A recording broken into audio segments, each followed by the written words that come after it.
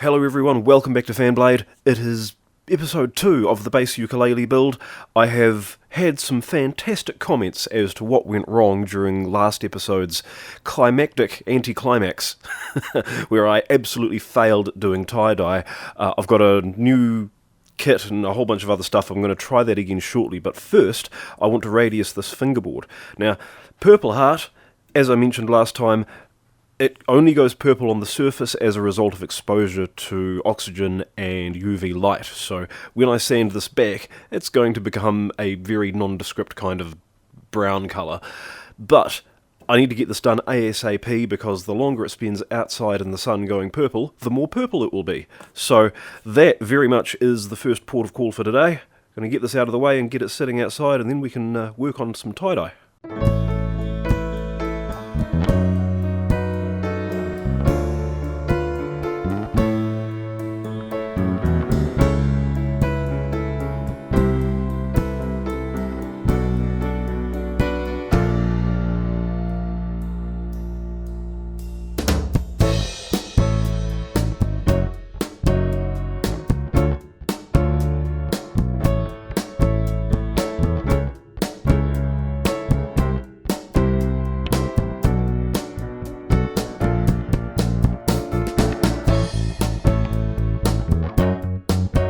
I've got good news and bad news. The bad news is that I've had another couple of attempts at tie-dyeing, and the results look like something that's been stuffed in the drip tray underneath a coffee machine. That's awful. It turns out that this is a lot harder to do than you would give it credit for. You can't really learn it from watching 7 minutes worth of YouTube shorts. So we are throwing out that idea, and I have been to a different fabric store, and I've got something that I rather like. Funky. It's got a bit of stretch to it, so that when I eventually carve this body, I'll be able to get it to conform to those curves nicely. Also, the black part of the pattern should blend in nicely with just a little bit of black airbrushing around the edges. That actually should make it pop rather nicely. Really happy with this. So much better than anything I could have made myself. I'm not good at textiles. The other good news is that a couple of days in the sun, and that fingerboard has come right back to its regular purple. The bad news is I forgot to clean it first, and there's a little bit of, I don't know if that's oil or something, finger sweat or something's got on the fingerboard just in a couple of spots there, and it's got a little bit discoloured. But that's all right, it only takes a couple of days. I'm also going to have to sand out the edges anyway, because I still have to carve this. In fact, I think, given that I don't have to do any more tie-dyeing, I think I'm ready to carve the neck.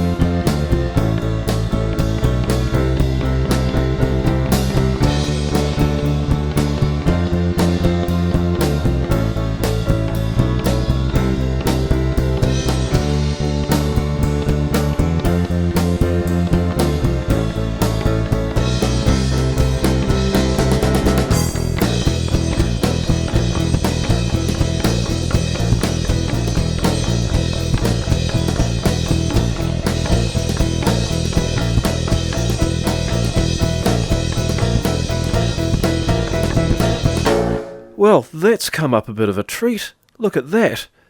Flamed Quilla. Who ever heard of such a thing? If you get it in just the right light, you can start to see it, but when I put the finish on, that's really going to pop. That's going to be absolutely stunning. Unfortunately, due to an administrative error, the scarf join ends there.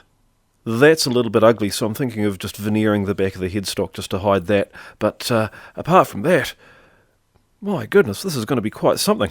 Now, in the last video, I was talking about the pickup that I wanted for this thing, and I sort of had in mind a split coil, but I was concerned that the size relative to the condensed scale length would make it a little bit tonally unbalanced across the two coils. As other people pointed out, Carla, on their original solid-bodied U-bass, they're just putting regular old P pickups on it and they sound absolutely fine. So I'm clearly worrying about nothing, but it didn't stop me from playing with a few different options. Now, I love my one coil per string design, but the only problem with it is that the coils are a little bit too wide for the string spacing, so I have to offset them a little, and on this short scale it would be the equivalent of having them sitting a lot further apart.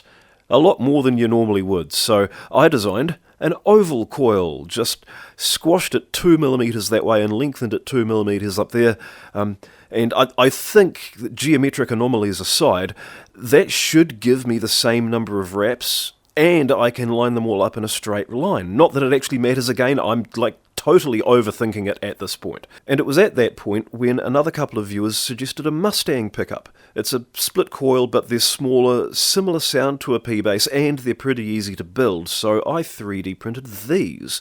I should be able to get about 7,000 wraps on there without any worries, then they'll just drop into their housings. I am a little concerned about these cheap Alnico pole pieces not quite having enough power. I think I'll just slap a ceramic bar across the back and that'll juice them good and proper. Small but meaty.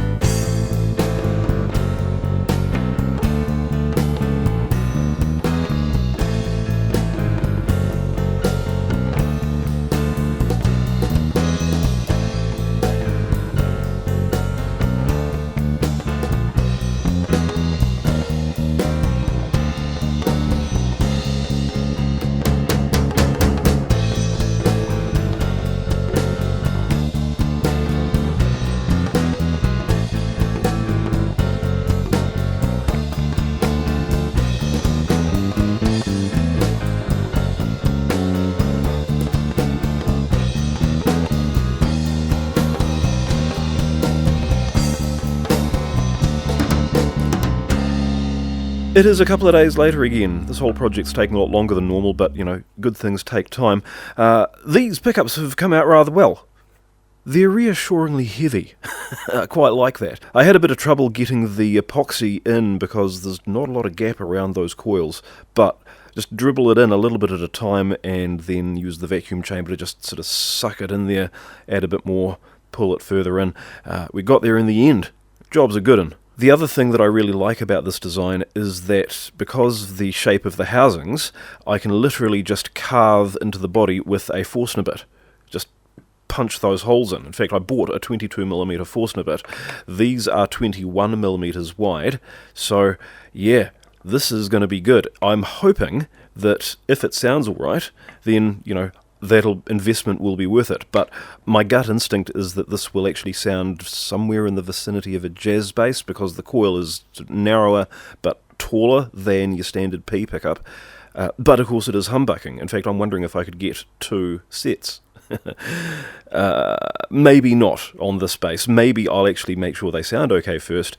But yes, that's where I'm sort of going with this. If they sound good, they're a lot easier to make than my 4-coil design, and probably a lot easier to install as well. Now, the neck has had a couple of days in the sun after I cleaned up that little bit on the fingerboard there, so this is now ready for its logo and its first coats of finish.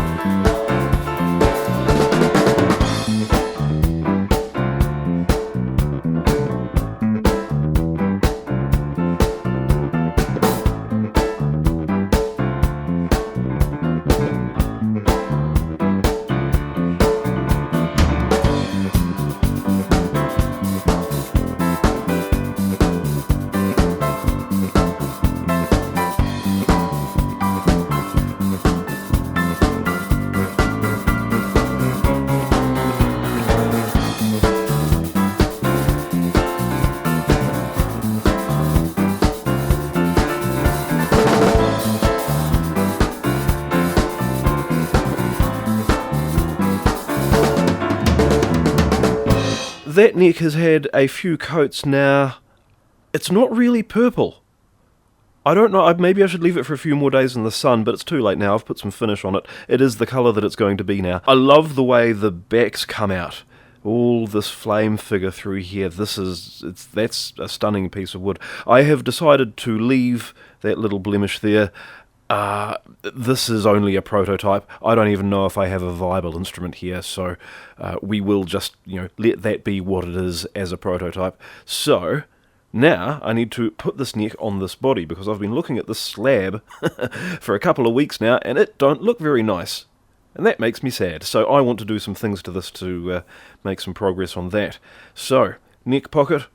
Once I've figured out exactly where the neck is sitting, work out where the bridge is going to go, put some pickup cavities in, pop a control cavity in, and then I can carve this out and make it all look nice and pretty, because I like pretty things. Carving this body by hand is going to be an absolutely thankless task. I am not looking forward to trying to get through this with hand tools, so I think I'm actually just going to go straight for Force-Nibbits and routers. There's not a lot of point in trying to round these edges off with a Shinto rasp. It's just going to take forever, and it's just going to be a lot of manual labour, and I don't need to. This is why we invented power tools.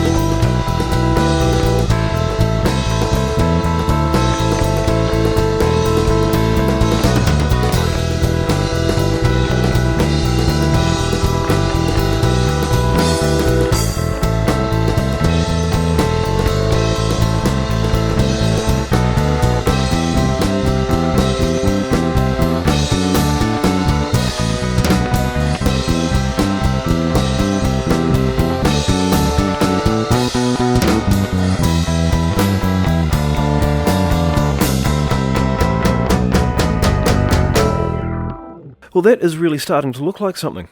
I'm quite happy with that. Neck pocket, of course, very tight. Happily lift up the body, even with all the extra weight and everything on it. I normally don't like doing that with the neck pocket, just coming straight in with the Force-Nibbit and just carving away. I normally want to just chisel out a little groove around the perimeter so that I know that I'm giving myself just a little bit of a margin of error, and also when I do eventually go onto the drill press, I can see a lot clearer exactly where those edges are and line them up with the edges of the Force-Nibbit, and I never make a mistake like that. I was worried that I was going to make a mistake with this, but it seems to have worked out. And of course, this pickup design, there's a couple of interesting things I discovered with this pickup design. When I was cleaning up these cavities and chiselling out all the excess, of course, these little bits in the centre broke off. So I think what I need to do there is find a way to incorporate that into the design so that I can claim I always meant it like that.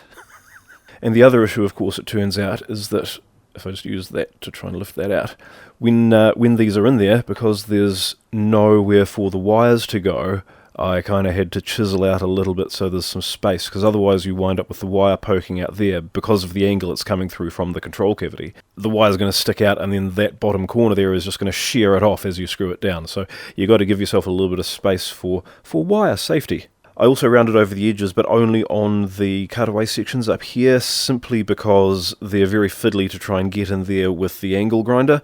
The angle grinder is going to do some fine work on all the rest of this, I am sure. Make it nice and comfy to play, as well as putting a little carve in the back there. Then that's going to be ready for its fabric finish, which will be happening next week. So, well, however long it takes me to actually get these videos out. As I said, this project is taking me a lot longer than I expected it to, so yeah, we'll see. But in the meantime, thank you very much for watching, thank you very much for subscribing, and I'll see you as soon as I can. Thanks.